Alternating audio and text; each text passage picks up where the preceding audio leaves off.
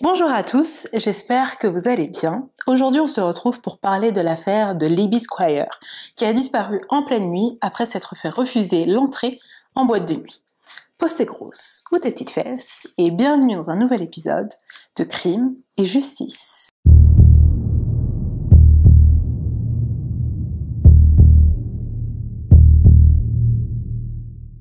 Liberty Anna Squire, surnommée Libby, est née en 1997 et était originaire de High Wycombe au Royaume-Uni. Elle était étudiante en philosophie depuis septembre 2017 et elle étudiait à l'université de Hull. Elle vivait en colocation avec des amis de la fac dans une maison qu'ils partageaient à Wesley Avenue.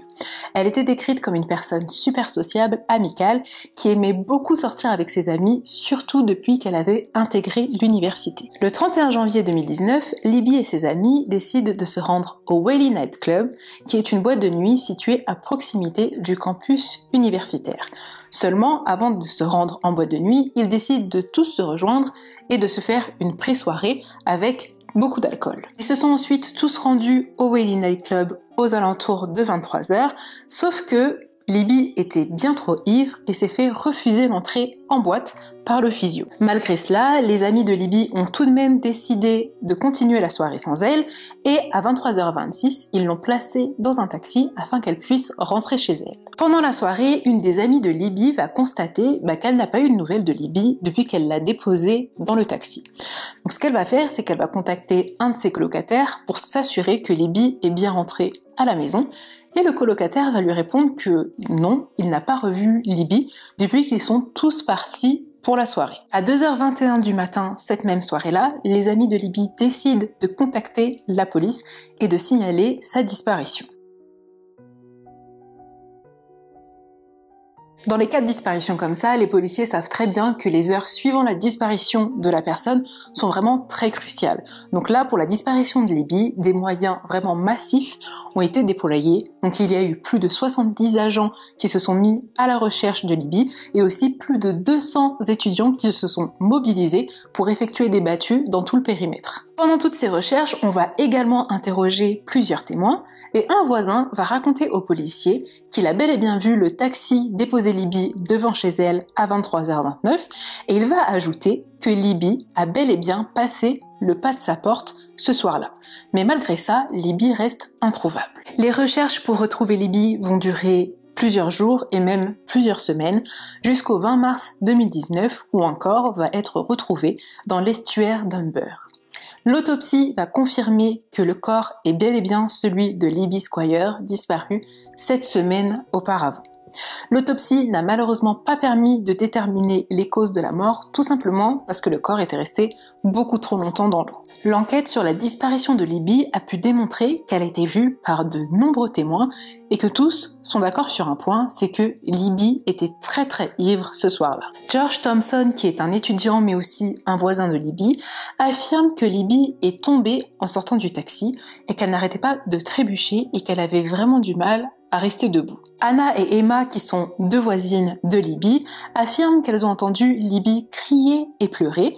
Lorsqu'elles ont vu Libby dans cet état-là, elles lui ont proposé de venir chez elle, mais Libby a refusé. Et l'affaire va devenir intéressante au moment où George Thompson, le voisin qui a donné son premier témoignage et qui a affirmé avoir vu Libby rentrer chez elle le soir de sa disparition, va raconter aux policiers qu'il a finalement vu Libby ressortir de chez elle tout juste 2 minutes après avoir été déposée par le taxi. Et effectivement, on a une vidéo de caméra surveillance qui nous montre Libby en train de marcher toute seule dans la rue à l'opposé de son domicile. Grâce à d'autres témoignages, on a pu apprendre ce que Libby a fait entre le moment où elle est ressortie de chez elle et le moment de sa disparition. Vers 23h39, Libby serait tombée sur le trottoir et deux hommes, Roland Jacob et Alan Jones, auraient aidé Libby à se positionner sur un banc à l'angle de Beverly Road et de Hayworth Street. Les deux hommes disent avoir aidé Libby pendant environ 10 minutes. Ils disent aussi qu'il était vraiment difficile de comprendre ce que Libby disait parce qu'elle n'arrêtait pas de marmonner des choses complètement inaudibles. Ils ont essayé de l'aider du mieux qu'ils le pouvaient jusqu'au moment où Libby a décidé d'insulter l'un d'entre eux tout simplement parce qu'il avait refusé de lui faire un câlin. À ce moment-là, ils se sont dit qu'ils ne pouvaient plus rien faire pour elle et ils ont décidé de laisser Libby seule sur le banc. Un peu plus tard, cette même soirée, Lorna Allen va affirmer avoir vu Libby aux alentours de minuit. Elle raconte que Libby était allongée sur le sol, qu'elle n'arrêtait pas de pleurer et de balancer des insultes dans le vent. Selon Lorna, Libby était vraiment très ivre. Et effectivement, le rapport d'autopsie va démontrer que Libby avait un taux d'alcoolémie bien au-dessus de la limite légale autorisée. Selon le rapport d'autopsie, Libby avait 198 mg pour 100 litres de sang. Or, la limite légale autorisée est de 80 mg pour 100 litres de sang. Tous ces témoignages nous ont permis d'y voir un petit peu plus clair sur ce que Libby a fait après avoir quitté la boîte de nuit. Donc on sait qu'elle a pris un taxi, que le taxi l'a déposée devant chez elle, que Libby est ensuite ressortie pour aller se promener seule dans la rue. Les nombreux témoignages nous ont aussi permis de comprendre un petit peu l'état d'esprit de Libby avant sa disparition. Donc on sait qu'elle était complètement ivre, vraiment très ivre, donc on peut se douter qu'elle n'était pas dans son état normal et qu'elle n'avait pas conscience de ce qui se passait autour d'elle. Mais du coup, qu'est-ce qui s'est passé et qu'est-il arrivé à Libby après minuit, donc après que Lorna l'ait vue pleurer et balancer des insultes allongée sur le sol? Eh bien pour cela, il suffit juste de regarder la vidéosurveillance que je vous ai montrée un petit peu plus tôt. Si on regarde cette vidéo un petit peu plus longtemps, on se rend compte qu'il y a quelqu'un qui observe Libby de l'autre côté de la rue. Cette personne qu'on voit sur les caméras de surveillance va d'abord rester pendant quelques minutes sur le trottoir opposé à suivre la direction de Libby.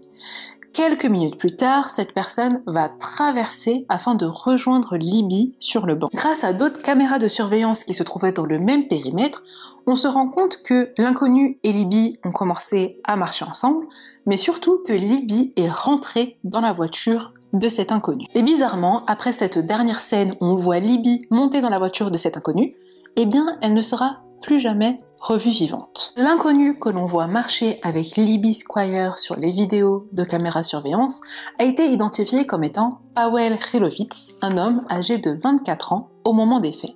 Paweł Relowitz est originaire de la Pologne et il est arrivé au Royaume-Uni en 2012 alors qu'il était âgé de 18 ans. Il travaillait en tant que boucher à Carreau Food dans la ville de Melton et était marié à Jagota depuis 2014. Ensemble, ils avaient eu 2 garçons. Paweł était passionné d'arts martiaux, de musculation aussi, et son domicile était situé à Raglan Street, juste à quelques rues du domicile de Libby Squire. Et le petit plus dans l'affaire de la disparition et de la mort de Libby Squire, si je peux me permettre de dire que c'est un plus, c'est que ça nous a permis de remonter à Paweł Relowitz et de relier Paweł Relowitz à plusieurs crimes sexuels qui avaient été commis dans la ville de Hull. Car entre 2017 et 2018, Paweł avait commis plus d'une dizaine de crimes sexuels et il avait la fâcheuse habitude de laisser des indices derrière lui, comme des sous-vêtements ou des préservatifs usagés. On a appris qu'il était rentré par effraction dans plusieurs domiciles, qu'il avait volé des effets personnels tels que des sous-vêtements ou encore des sextoys, et aussi qu'il avait été accusé de voyeurisme. Parmi tous ces crimes, on a par exemple, en juillet 2017, Paweł qui observe un couple en pleine action par leur fenêtre. La même année, mais au mois de décembre, Paweł aurait volé des sextoys à une de ses voisines. Et le 20 janvier 2019, donc peu de temps avant la disparition de Libby Squire, on a appris que Paweł avait observé 2 femmes dans la rue, qu'il avait le pantalon sur les genoux et qu'il était en train de se masturber devant elles. Et ce crime s'est produit dans la rue où habitait Libby Squire. Et l'élément crucial qui a permis de relier Paweł Relowitz à la disparition de Libby Squire, mais aussi à tous les crimes sexuels qui avaient été commis dans les rues de Hull plusieurs années auparavant, pour qui on n'avait jamais trouvé de coupable, c'est tout simplement que le sperme de Paweł Relowitz a été retrouvé dans le corps de Libby lors de l'autopsie. Et comment on a pu identifier l'ADN de Paweł? tenez-vous bien, c'est, comme je vous l'ai dit plus tôt, Paweł Relowicz avait la fâcheuse habitude de laisser des indices derrière lui, tels que des sous-vêtements ou des préservatifs usagés, et justement, on a pu faire le lien avec tout ce qu'elle avait laissé sur les scènes de crime et le sperme qui avait été retrouvé dans le corps de Libby.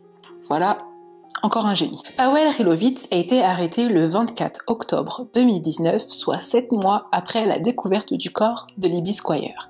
Bien entendu, Paweł nie toute implication dans la disparition et dans le meurtre de Libby Squire. Lors de son interrogatoire, Paweł va raconter qu'il a bel et bien vu Libby ce soir-là. De toutes les façons, il y a les caméras de surveillance qui le prouvent, donc il ne peut pas vraiment mentir à ce sujet.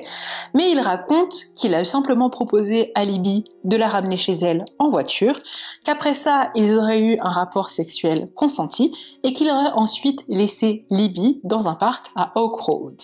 Mais les enquêteurs vont remarquer des éléments qui vont aller à l'encontre du récit de Paweł Relowicz.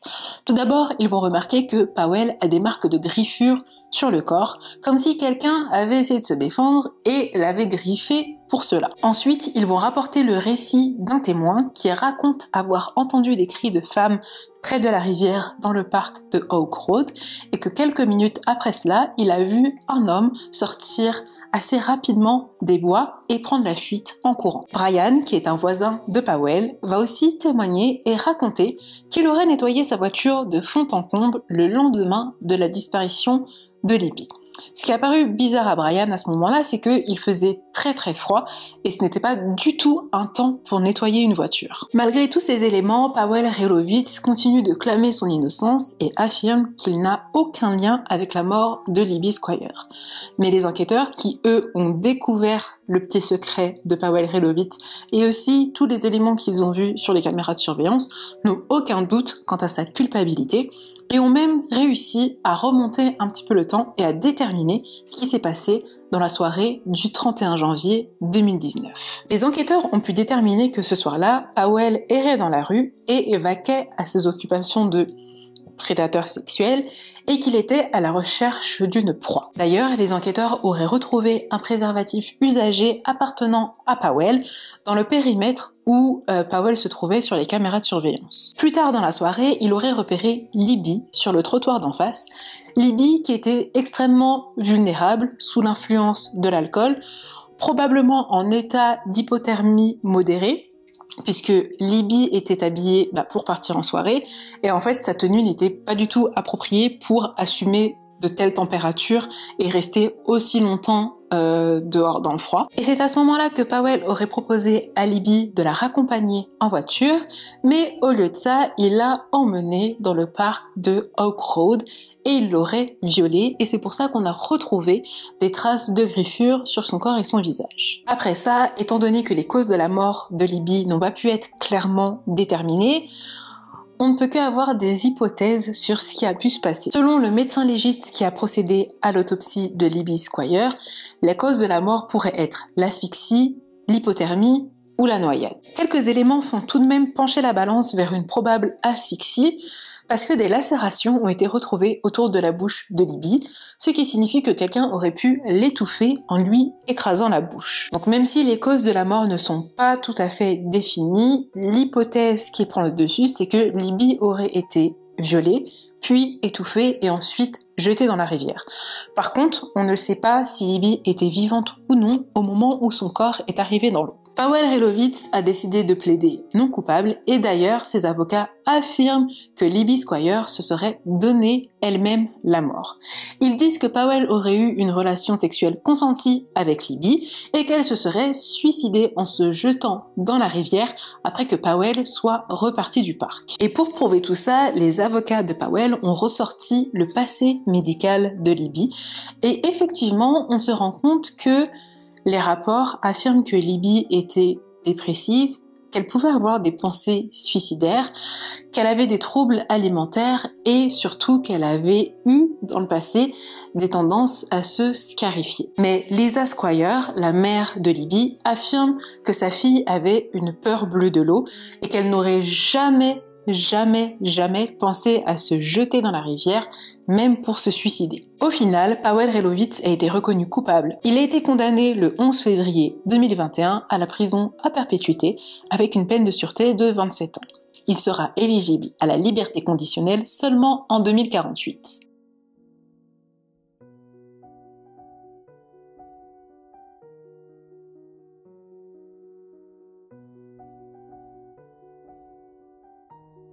Après sa condamnation, les proches de Paweł ont été choqués. Ils ne s'attendaient pas du tout à ce que Paweł soit responsable de crimes pareils, parce qu'il était décrit comme quelqu'un de sociable, très amical.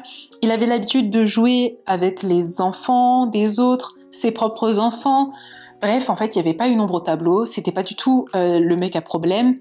Et rien ne laissait penser qu'il avait une double vie et qu'il était un prédateur sexuel et qu'il aurait pu tuer et violer quelqu'un. Marzena Relowicz, qui est la mère de Paweł, a affirmé qu'elle était complètement choquée par la condamnation de son fils, tout simplement parce que c'était un gentil garçon qui était très croyant et qui aimait faire des gâteaux. Apparemment, faire des gâteaux, ce n'était pas son seul passe-temps. Pendant son incarcération, Paweł a écrit une lettre à Jagoda, sa femme. Dans cette lettre, il dit à Jagoda qu'il l'aime et qu'il espère qu'elle l'aime encore, malgré tout ce qui s'est passé, qu'il espère que leur couple va durer, qu'ils ont 2 beaux enfants ensemble et qu'il espère pouvoir bientôt les rejoindre pour refonder cette famille. Et à la fin de cette lettre, Paweł demande 70 livres à Jagoda afin qu'il puisse regarder la télé en prison. Bien évidemment, Jagoda n'a jamais répondu à cette lettre et elle a demandé le divorce.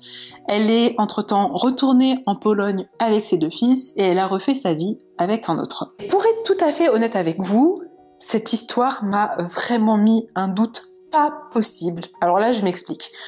D'habitude, dans les histoires que je vous raconte, je suis capable de vous dire, voilà, c'est lui qui l'a tué parce qu'il y a telle preuve, telle preuve, telle preuve.